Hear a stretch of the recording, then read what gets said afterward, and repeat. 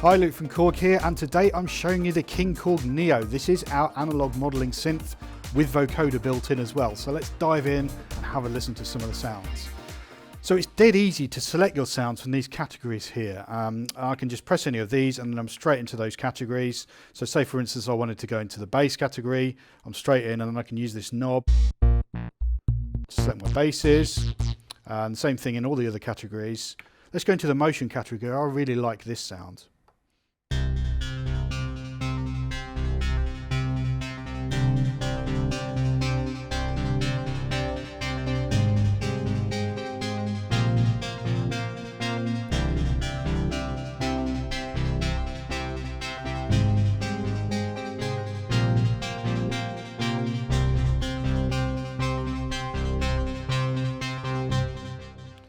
You can also use these buttons as favorites. So these two modes here toggle between the two basically. So you can see I've gone into my favorites mode now, and these are all my favorite sounds which I'm going to show you today. So the first one there was the one we were just using. I really like this sound as well.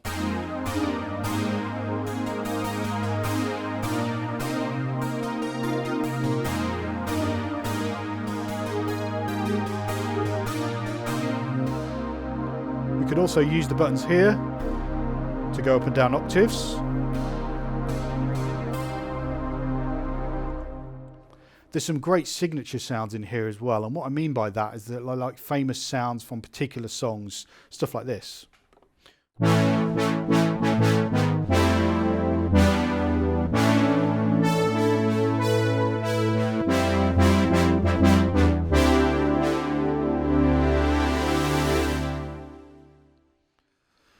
Every time you select a sound, these screens change as well because we've got dedicated screens for the oscillator section and the filter section. So what the oscillator section tells you is what sound effectively is on each oscillator, 1, 2 and 3. So which waveform you're using, and then you can go in and change those with this dial.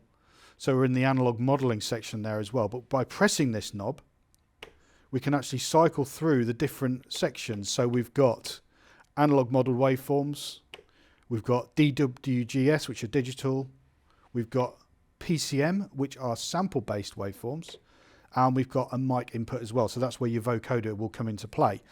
So what's great about having the PCM waveforms is it means we can recreate some of our classic Korg sounds, like the M1 organ for example.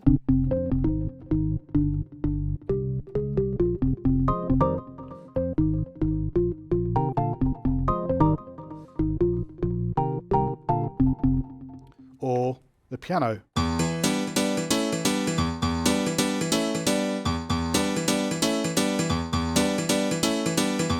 To get that classic dance piano, and that sound traditionally would be very difficult to get on an analog modelled synth. So by having these sample based sounds in here as well, it just widens your scope for creativity. We've also got two layers, or timbers as we call them here, A and B, and that means we can have two completely different things happening at the same time. So we can have a layer of a nice pad along with that nice motion underneath, and that's the LFO here helping us add that motion.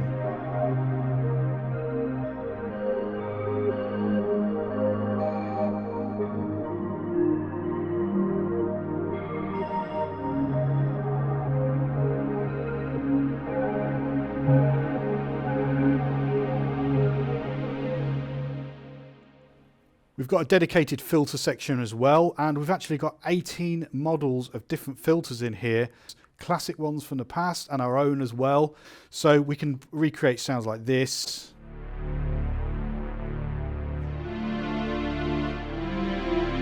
Classic kind of pad sound. If I now change filter, you'll hear the difference.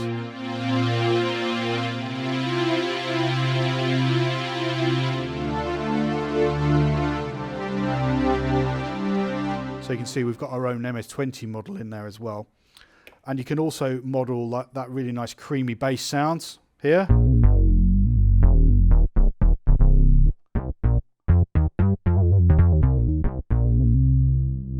And of course you have your own dedicated cut-off knob there and resonance. as well as your EG intensity, and that basically is how much of the filter is sent to the envelope here. So this envelope can be your regular ADSR, so your attack, decay, sustain and release for your sound, but also for the filter as well. Other filters we've modelled, the classic acid bass filter.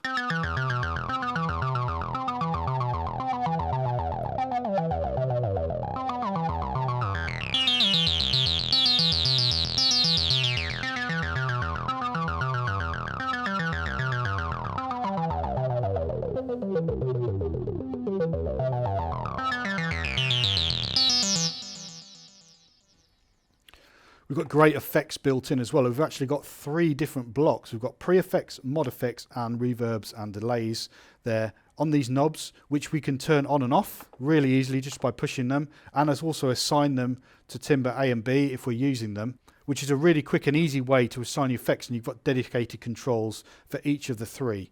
So for instance, we've got a sound like this one here. So we've already got some distortion on there. And we can adjust the amount of drive. We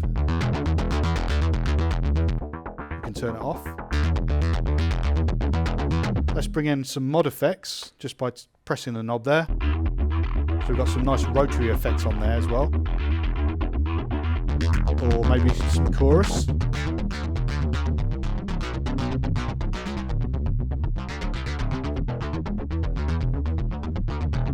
Maybe add some plate reverb.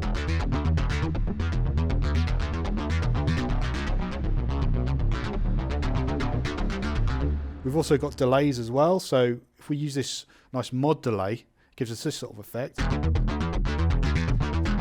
We can adjust the note value, so we can have some nice tempo sync delay. And this is the depth.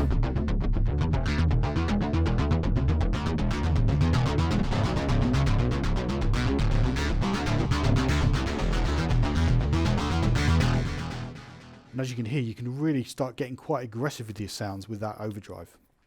We've also got our pitch bend mod wheel here, which I've been using a little bit already, and that allows us to shape our sound. Because it's an XY joystick, we can use it for things like pitch, as you'd normally find, but on the Y-axis, you can assign it to whatever you want.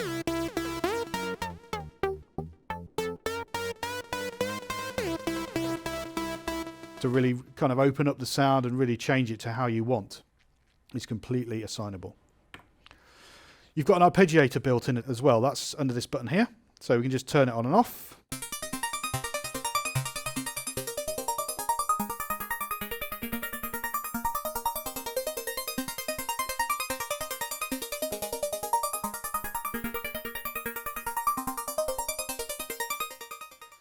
If you want to then see more details about what's happening with the arpeggiator, just hold down Shift and press ARP.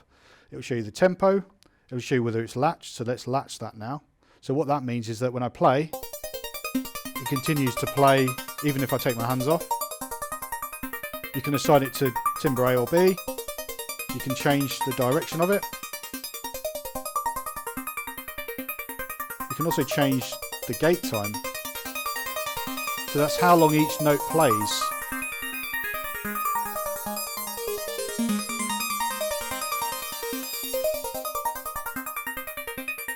You can swing it as well to get more of a dotted feel.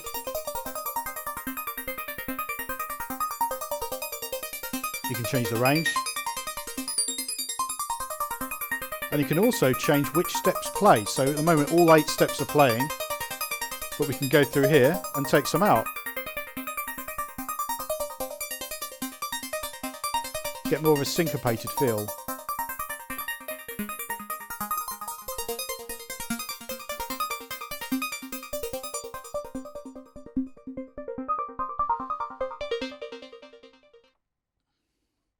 Another mode you can put it in is called trigger mode, and that allows you to play in a slightly different way. You can play a chord and that will just repeat that chord, but it works particularly well, especially when you're using delays like this.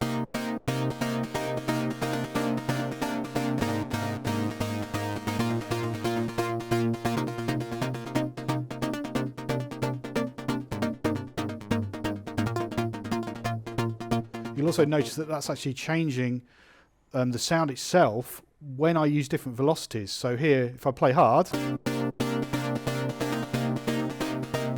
it opens up the filter, whereas if I play it quite soft, it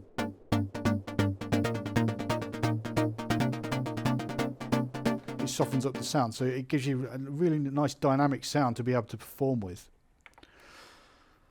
Because we've got our two timbres as well, we can actually layer two sounds together, as we heard before, but one of those could be arpeggiated and maybe the other isn't. So you get some fabulous effects like this.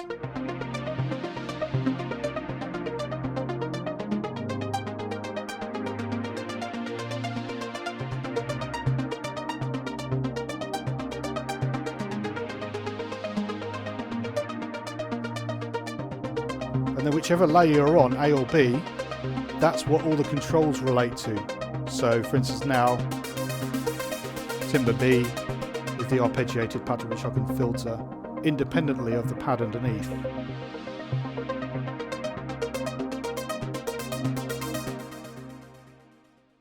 So as I said in the intro, this is not just a synthesizer, it's also a vocoder, and luckily you get a nice gooseneck mic included as well. So let's get that plugged in. Okay, so to use the vocoder, you need to first of all select a sound that's relevant for a vocoder sound and set up ready. So you go into the sound effects / vocal category, and in there's lots of great presets for the vocoder, and of course you can make your own sounds as well with the vocoder. This one's called Mr. Vocoder. You've got some other great vocoder sounds in there as well, like this one for instance. This is called